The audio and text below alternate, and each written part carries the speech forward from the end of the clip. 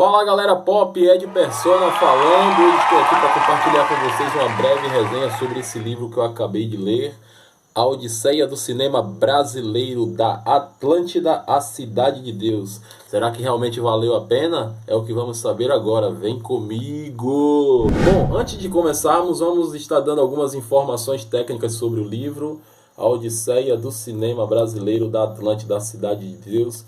Ele foi lançado inicialmente na França pelo francês Laurent Debois e só em 2016, com o selo da Companhia de Letras, é que ele foi lançado aqui no Brasil. O livro ele tem 576 páginas, né? E foi traduzido pela brasileira Júlia da Rosa Simões. Jornalista e formado em Ciências e Artes pela Universidade de Paris, Debois chega no Brasil em 1993 para ocupar a cadeira de Artes na Embaixada Francesa aqui no Brasil. 2 anos depois, Laurent Debois ele começa a escrever para a revista francesa Cahiers de Cinéma e escreve um artigo sobre Central do Brasil de Walter Salles, que há pouco tempo havia sido lançado.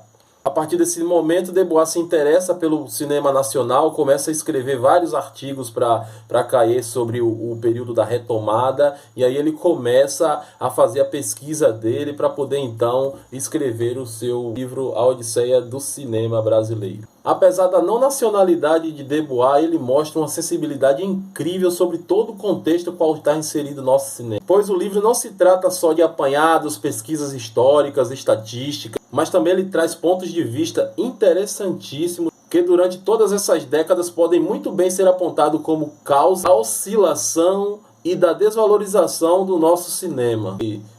É uma obra realmente completa. Ela começa com Afonso Segreto chegando na Baía de Guanabara em 1898, trazendo seu primeiro cinematógrafo e fazendo as primeiras imagens ali da Baía de Guanabara, né, no dia 19 de junho, o dia que ficou marcado como o Dia do Cinema Nacional. Passando pelos primórdios de Mário Peixoto, Humberto Mauro, chegando até chanchadas da Atlântida e da consagração dos seus primeiros astros como Oscarito, Grande Otelo, Desi Gonçalves, Carmen Miranda, Anselmo Duarte e por aí vai.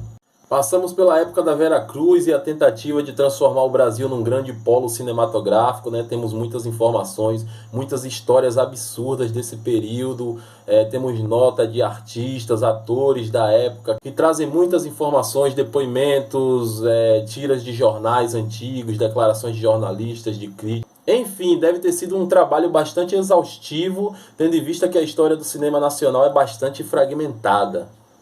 Temos Nelson Pereira dos Santos, Cacá Diegues, temos muito sobre Glauber Rocha. O livro fala muito sobre Glauber Rocha e toda a sua valorosa contribuição para o cinema nacional, as pisadas na bola dele também.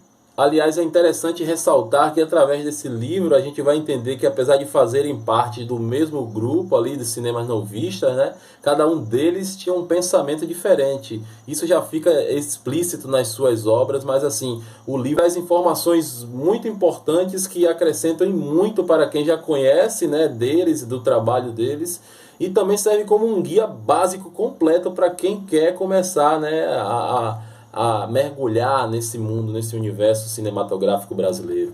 Aí vem o Cinema Marginal de Júlio Bressani, de Rogério Sganzella, Helena Ignez, José Mojica Marins e todas suas obras características até a transição para o tropicalismo.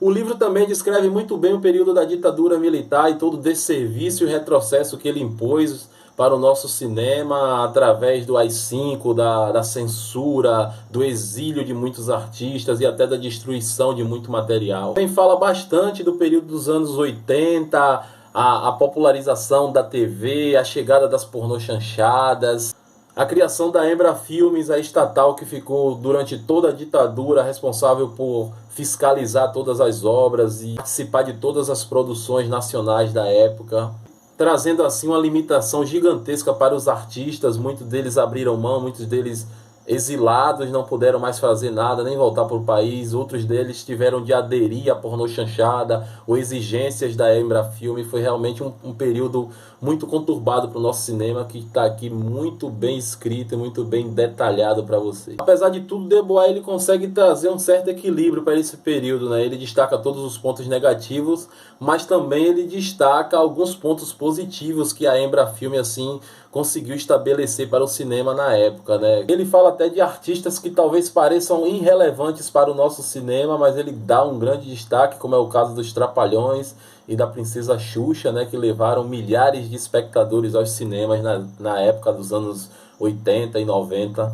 Até finalmente chegarmos à retomada, né, com Carlota Joaquina de Carla Camurati, Orfeu, Cidade de Deus, Central do Brasil, Carandiru, dentre outros. Em seu epílogo, o autor ele levanta questões bastante polêmicas sobre racismo, sobre falta de oportunidades para atores negros no cinema, rotulando até o cinema como elitizado, já que desde os primórdios eram feitos por burgueses. São pontos de vista bastante interessantes, alguns controversos, mas isso aí vai ficar para a interpretação de cada um de vocês. O livro não poderia ter um título mais assertivo, né? A Odisseia do Cinema Brasileiro é uma viagem pela história do nosso cinema, é uma leitura gostosa. É claro que vai ter algumas expressões, principalmente cinematograficamente falando, que talvez você tenha de recorrer ao dicionário, mas isso não é um problema. No mais, será uma experiência muito enriquecedora, você sairá daqui com a outra perspectiva sobre o nosso cinema.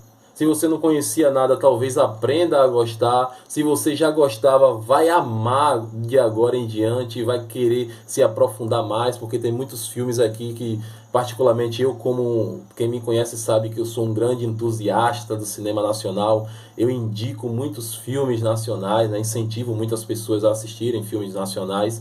E eu conheci muito filme aqui que eu nunca tinha ouvido falar, e filmes até importantes para toda essa trajetória do nosso cinema. Então é uma leitura que realmente vale muito a pena. Bom, é isso aí, pessoal. Espero que tenham gostado. Eu tentei fazer um resumo básico aqui, despertar em vocês o interesse. Então eu espero que tenha ajudado. Um livro bastante popular, vocês devem encontrar em todas essas livrarias aí, conceituadas do mercado. E é isso aí, até a próxima.